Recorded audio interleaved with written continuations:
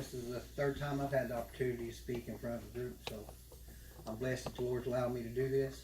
But they always keep telling me it'll get easier as you start doing it, but I still haven't seen the easy part yet. But I'm so nervous right now, I could probably puke if I needed to. But with the Lord's help, we'll get through it, and I do believe He has a message this morning for somebody in the house, so I'm going to do my best to deliver it, and it'll be through His will.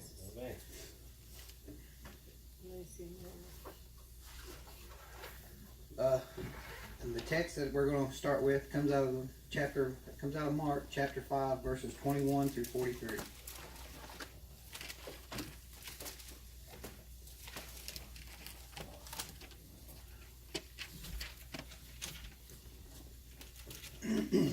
So 43. It's 21 through 43.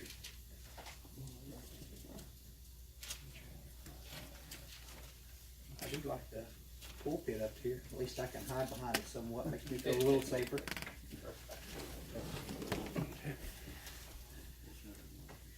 Chapter 5. God's right there with you, so go for it. Yeah. And if you want to, you can stand for the reading of God's Word, and then we'll pray and we'll get right into the message. Now, when Jesus had crossed over by boat to another side, a multitude gathered to him.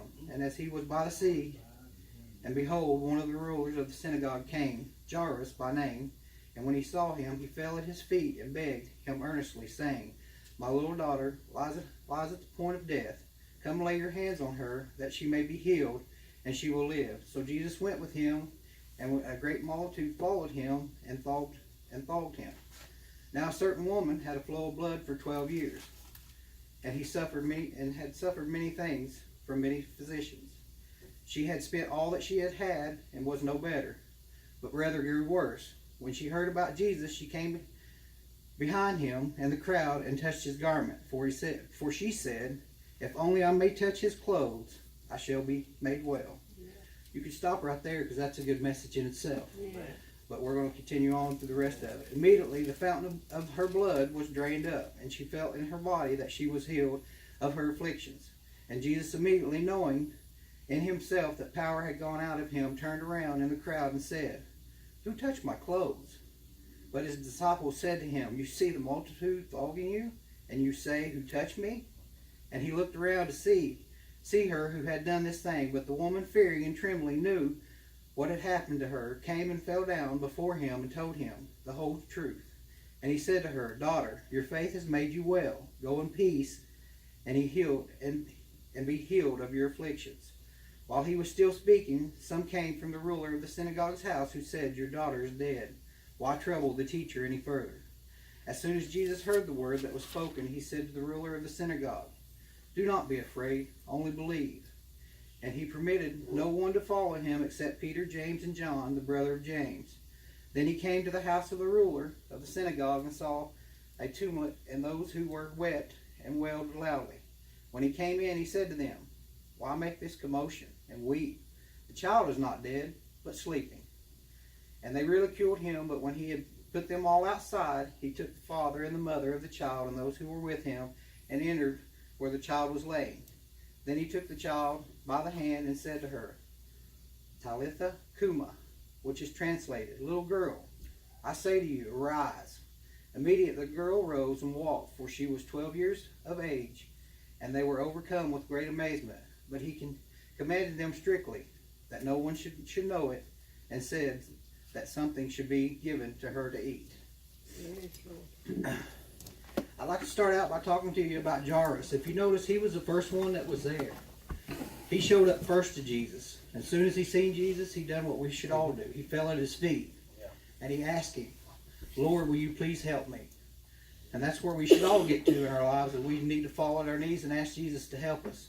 Because that's the only thing that can help us. Yeah.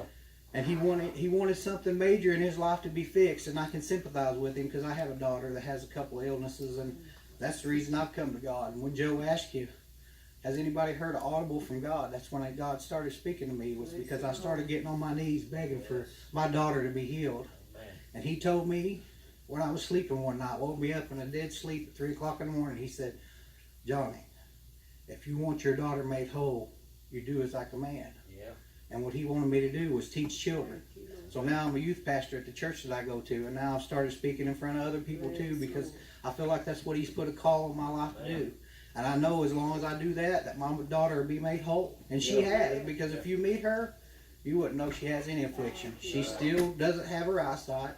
She's still type 1 diabetic, but she functions just as normal as anybody out there. And if you meet her, she's just as whole as I am standing right here. And I thank God every day for it. So I can sympathize with Jairus and how he wanted to get on his knees and ask God to help him with his daughter. So Jesus instantly, yes, I'll go with you, because he knew who Jesus was, and he knew Jesus could heal her. And Jesus was like, hey, your faith will make her whole. Let's go. Amen. So they took off to Jairus' house, but on the way, there was an interruption. There was a lady that also needed a healing. And this lady was restricted for 12 years. She had a flow of blood, which made her unclean. And she had spent everything that she had. How many times do we hear people in their lives say, man, you know what, I've given up everything I got and I still don't get what I want. This lady was in that same spot. She took all the riches, because if you read in it and study it through other areas, she had a lot of wealth at one point. But she gave it all up. She went to doctors, she went to the highest physicians, she done everything she knew how to do. She tried to do it her way, as Joe talked about this morning. But nothing worked. If anything, it just continued to get worse and worse and worse. Day by day, it continued to get worse. The more she tried to find something to fix her, the worse it got. But finally, one day, Jesus come into her life. And I'm sure she had heard about Jesus through many people, like we try to teach people today. They hear about Jesus, but they don't understand his authority and power. But she had heard of all the great things that he had done, so when she seen him, she said, you know what? If I could just get close enough to him to touch his garment, maybe that'd be what I'm looking for. And I look at her and I think, man, there was a lot of people there. There was a lot of people standing in her way for her to get to Jesus. Because if you read it, he says there was people all around touching him from every direction. You imagine what she had to go through to get to him? The fear that went through her head? Because she already knew, I'm unclean. I'm not supposed to touch anybody, because if I touch them, guess what? Now they're unclean. So she had to get over her fear and past her trials of life and say, you know what? I'm going to do it anyway. And that's what we need to get to. We need to get past our trials in life. We need to get past our fears. We need to push through. We need to push through the crowds and do what God calls us to do. And that's exactly what that lady did. She was, I'm going to get there. So she went through all her struggles. And she pushed through those people, and she thought she could sneak in the back and do it without anybody knowing. She thought, oh man, I got this. I get through this crowd, and if I just touch him, I can go and walk away and nobody will be the wiser. But God don't work that way. He's more powerful than that. When you walk to him and you go to him and you seek out him and you feel that touch of his power, he's going to invite you in.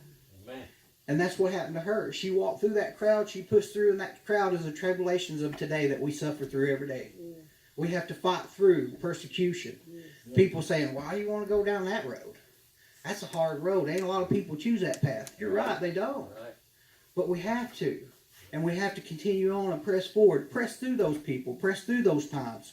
Press through those trials to get to where Jesus is at. But when we get there, Jesus is waiting. Because as soon as she touched the hem of his garment, he stopped everything he was doing. He had a whole different plan that he was going to take care of. But he was stopped. And he took the time to acknowledge her and say, who touched me? And his disciples and everybody that was with him like, are you serious? What do you mean who touched you? Look around at all these people. There's been thousands of people touching on you, and you're going to ask who's the one that just now touched you? We don't know. But then that fear that we have inside took over that lady, and she said, oh man, I'm busted. I'm in so much trouble now. Now what are they going to do to me? Because back then, for her touching somebody else, she could have been stoned to death. Because of the illness that she had, it made her unclean. She could have been literally stoned to death. So a lot of fear took over her at that moment. She said, oh Lord, what am I going to do now? So her only reaction was, maybe if I tell him the truth, it'll make it okay. And that's what will set us free today. We have to be truthful with God. If we're truthful when we go to God and feel his touch, he will set you free. Because she was charged at that point. She could have been charged with death. But instead, he set her free that day. Not only did he set her free with her salvation, but he set her free with her illness as well. She got a double bonus out of that and didn't even realize. She just thought she was going to be healed. But she got double what she asked for out of that. Yep. And that's how God will reward us if we only do what He calls us to do. If we go to Him and touch Him, He'll touch us back and He'll give us double what we ask Him for. Yes. But it's our responsibility. Because she had great faith that day. Because she just thought in her head, and that's a lot of faith to think, man, if I just touch a garment, I'll be healed. After 12 years of suffering, all I got to do is touch a garment. Can you imagine having that much faith? I don't have that much faith today. I'll be honest with you. It takes everything I got to get up out of your pew and come up here behind the pulpit and speak to people. Amen. Because I get so nervous and a fear takes over me. But I've learned that if I push through my fears, there's a great miracle waiting on the other side. So we have to push through those fears, and that's what she done. She pushed through those fears. And she went to Jesus, and she touched that garment, and she was made whole in more ways than she could ever imagine. But while she was seeking her reward, Jairus was still waiting. He was the first one there. How many times are we the first ones to Jesus, but we have to see somebody else receive something before we will? That's right. Amen. And then we get heartbroken. We get let down. We think, man, maybe I'm not doing something right. Maybe I'm just not worthy enough. Maybe I'm just not who I thought I was. Right. Because I see them getting what they asked for, but I'm still waiting. And we think, man, why God? Why am I having to wait? And He's back there telling you, I'm not doing this to make you wait. Yep. I'm doing it to let you know if you see somebody else receive something, I'll do the same thing for you. Amen. It's supposed to encourage us, not break us down. Right. So whenever you are asking God to help you through something, don't see somebody else receiving their miracle and thinking, man, what am I doing wrong? Look at that and go, hey, if He can do that for him, guess what? He's going to touch me. He may not touch you the same way. You may be needing the same thing. Yeah. But He won't touch you the same way. So that's where sometimes we run into a conflict with that as well. Because we go looking at God and say, well, you done this for so-and-so, so where's mine at? Because if you give them a new house and I'm asking for a new house, I guarantee you I'm going to make sure it's the same house. Because I want mine to be just as nice as theirs. But if you do that, you're going to be in trouble. Because it won't be the same. Because God does not give us all the time what we want. He gives us what we need. And when we realize what it is we need instead of what we want, we can accept the blessings of God. Just as this woman did with that flow of blood. She went to God only needing for Him to stop that flow of blood. But when she went to Him with that need, He took it a step further and said, now I'm going to give you salvation to go along with it. So we need to stop looking at God for things that we want and start taking things that we need to Him instead of our wants. And also, if you look at the number 12 in this, I've learned by reading the Bible that there's a lot of numbers in the Bible, and a lot of them have biblical meaning. They really do. And if you look at this, the girl, she was 12 years old. The woman, she would have been afflicted for 12 years. And if you look up, the number 12 biblically stands for authority.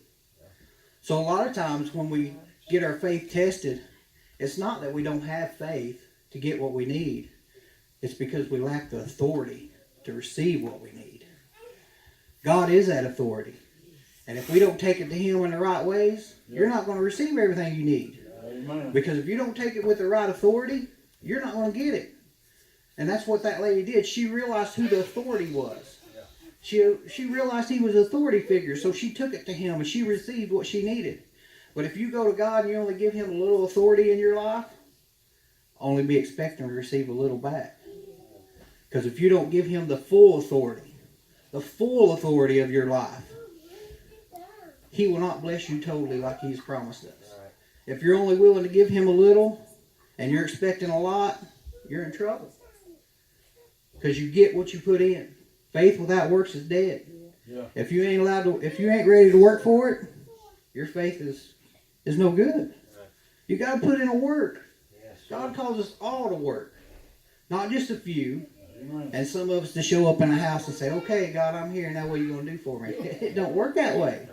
Faith without works is dead. So we have to take our faith to the full authority of God. And that's what the number 12 in this message stands for. He is the authority. And if you think about that, the number 12 also throughout the Bible talks about the 12 tribes of Israel. What does it talk about in heaven? There's 12 gates. That's the authority. Number 12 is authority in the Bible.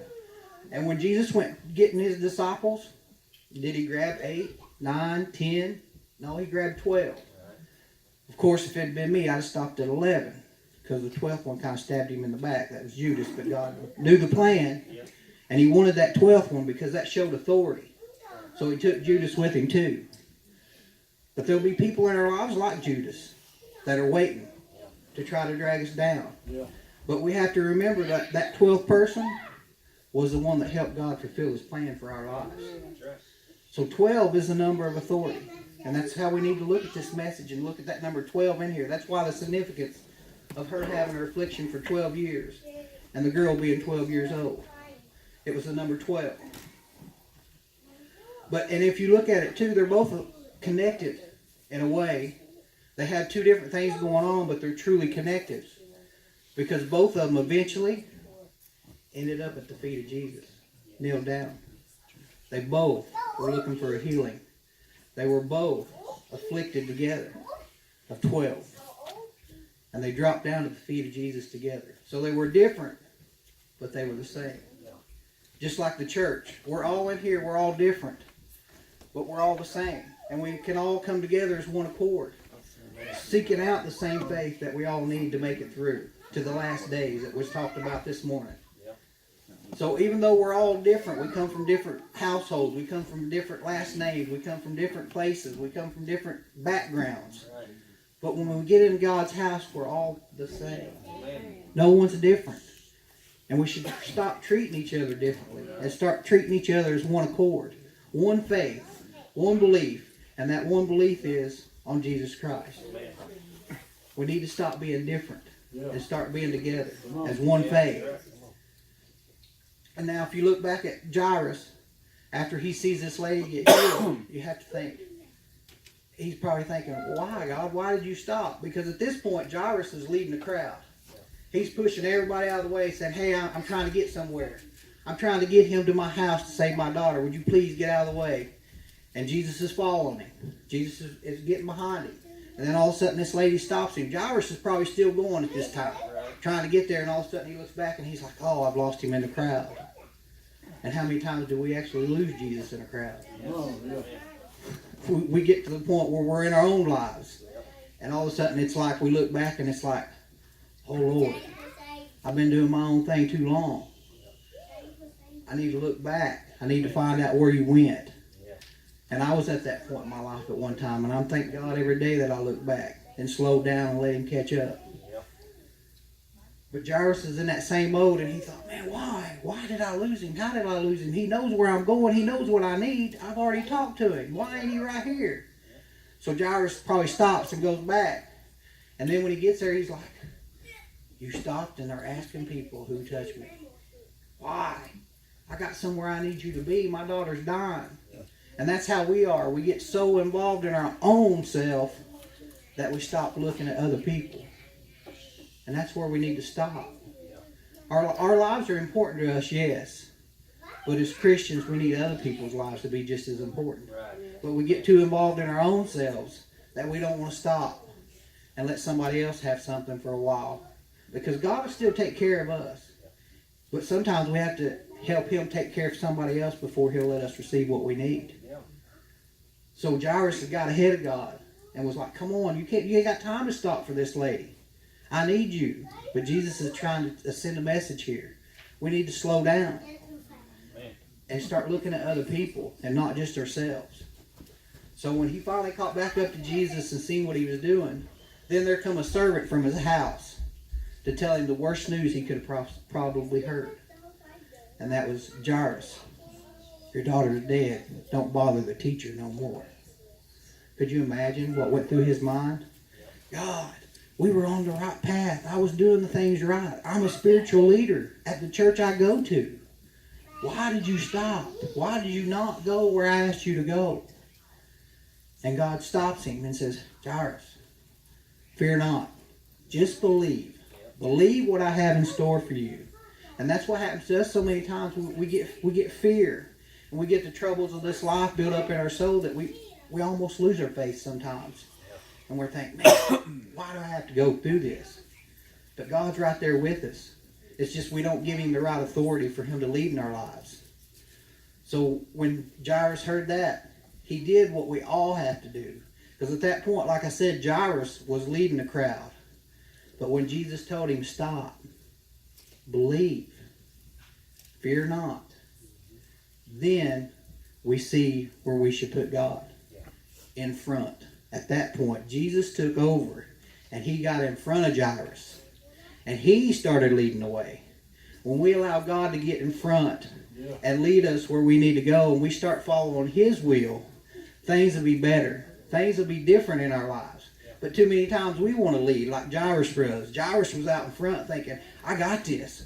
I went to the right person. I got what I need. I'm going to get what I need for my daughter. But he wasn't right. And God had to stop him and say, Jairus, let me lead you where I need you to go.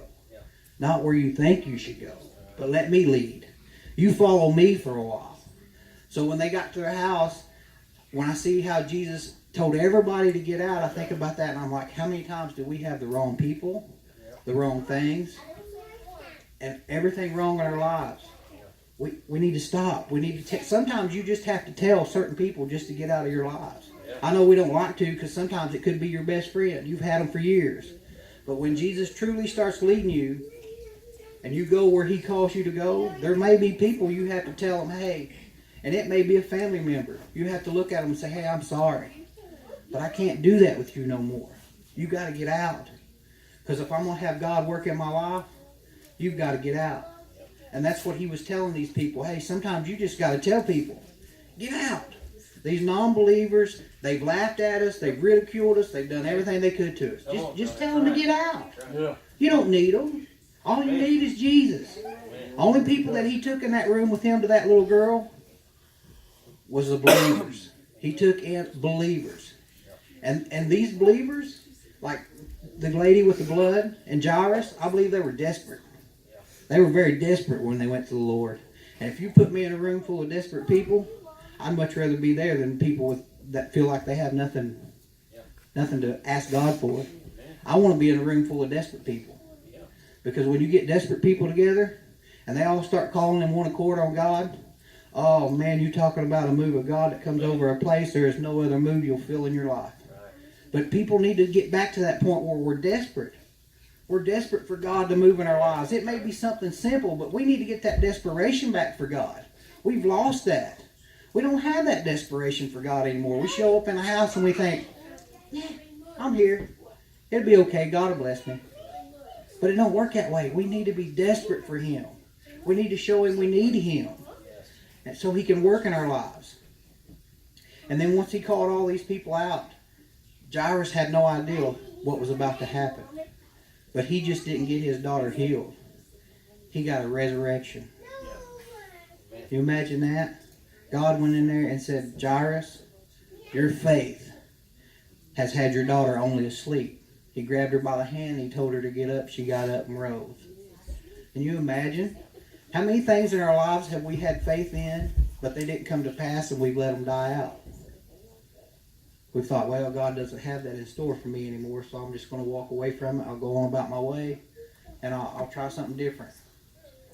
But if we read this message, if he tells you something, you look. He told Jairus from the beginning of this story, I will take care of your daughter. Let's go. Let's go to your house. I'll heal your daughter. But he didn't make it there before she died. So how many times do we have things in our life that we thought have died out? Even though God made a promise to us and said, hey, I'll take care of that for you. But we get discouraged. We let interruptions come in our life. We think, well, that's bygones. We'll just let it go. He really didn't have that in store for me anyway. But he does. He has that in store for everybody. He even showed Jairus in this scripture that, hey, I do have that for you. Because he resurrected his daughter when he got there. And he'll resurrect the things in your life that he has told you that he will have for you.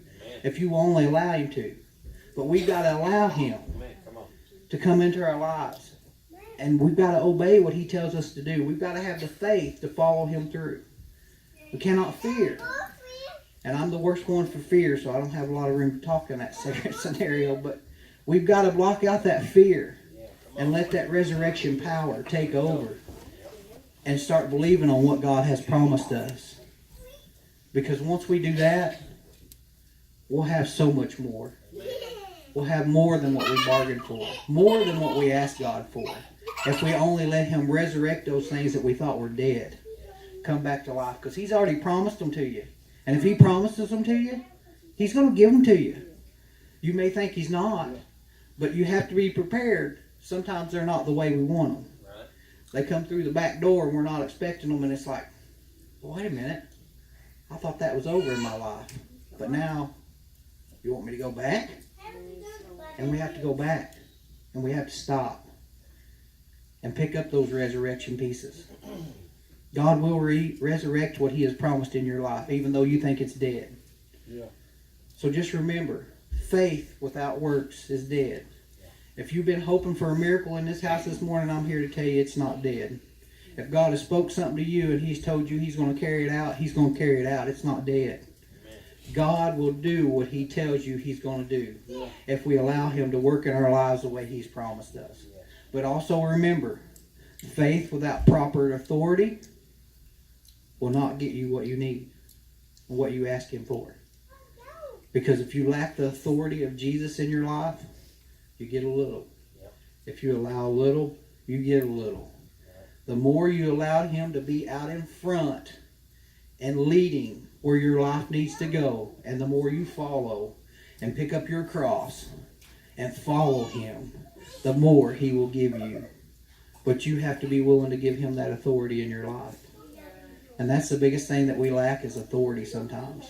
It's not our faith that lacks, and we want to blame it on our faith. Well, I don't have enough faith. But God said, if you read the Bible, he tells you it only takes the faith of a grain of a mustard seed. That's not a lot if we think about it. It's really not. So sometimes it's not our faith that lacks. It's where we put our authority that lacks. If we put our authority in the one that saved us, he'll resurrect everything in your life that you're asking him for. So give him that authority to lead you and abide in your life, where nothing else will. And I like to go into closing, and I'm not very good at this either because, like I said, I'm new at it. But the pastor that I go to church at now, he told me the first time I got behind the pulpit, he said, no, John, if you're going to do it, you have to do it all. And I thought, man, are you crazy?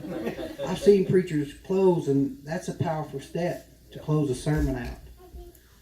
So I'm always reminded when I start to close out of the gardener and the wine dresser, the guy that owned the orchard. To me, that's the owner of the orchard is God, and the gardener is Jesus. And God tells the gardener, says, hey, there's that fig tree out there. It ain't produced in over 2 or 3 years. We need to cut that thing down and get rid of it. And the gardener's like, no, don't cut it down, God.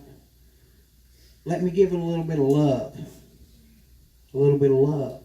That's what God gives us is love. And that's why I feel like the owner of the garden is God. And Jesus, which is our intercession to God, is the one saying, no, give it a little bit of love. Let me give it a little bit of love for a year and see if it'll blossom some figs on it. So the owner says, okay, but if it doesn't produce in a year, we're cutting it down. We're getting it out of here because it's wasting space. And that's the way God is. We always want to think God's all loving, knowing, and caring. But hey, if you ain't producing, he's ready. Get out. Yep. That's the way he is. We have to be producing for him. Jesus is our intercession that sometimes asks for us a little bit more time, like in these latter days we talk about. I'm sure Jesus is up there right now. Oh God, please don't take and wipe them out right now. I know there's still people out there that's going to come to us. Give them a little bit more time. Yep. Don't do it right now. Give them a little bit more time. Come on, just let me nurture them through my people just a little bit longer. Yeah. But eventually, God's going to say, you ain't got no more time, and your time's going to be up, and he's going to cut you out. So if you're in this house this morning, and you're not saved, and you don't know that salvation that lives in the souls of all the believers, I beg you to come to this altar this morning and give your life over to Christ, because you don't know how much time you got left. You really don't. You might not make it home. And I know that's hard to say, and it's hard for me to tell people that. I'm like, hey, you might not make it home. You really might get in your car and you might not see your house again. You might not see your loved ones again. Are you ready? Are you still producing? Is God ready to cut you down? Or has Jesus got a little bit more love for you? So I'm going to close with that. If you're not saved this morning, and you feel conviction in your heart, and you want to turn your life back over to God, or you've strayed away a little bit, and you need to pray and get a little bit closer and dig in a little bit deeper and give Him a little bit more authority, these altars will be open for you this morning. And there's people up here that I know just dying to pray for you. And I'm one of them. If there's something you need prayed over, feel free to come up here. We'll pray for you. If you've been seeking a miracle and you thought, man, my faith is lacking, but I need that miracle really, really bad, and you want to be prayed for this morning, you come on up here. I'll be more than happy to pray with you. Because God will resurrect that miracle that you're needing in your life, even though you think it's not possible for you. We just need to get the right authority going in your life. So if there's anything anybody needs to pray about, go ahead and pray for it. And Joe, I appreciate you letting me be here this morning. It's been a blessing to me to get up here, and like I said, my nerves get the best of me sometimes, but I try. But God does His work, so I just let Him go. So if there's anybody that needs prayer this morning, feel free to come up, and I'll turn it back over to Joe now. You can close it out, Joe. Okay.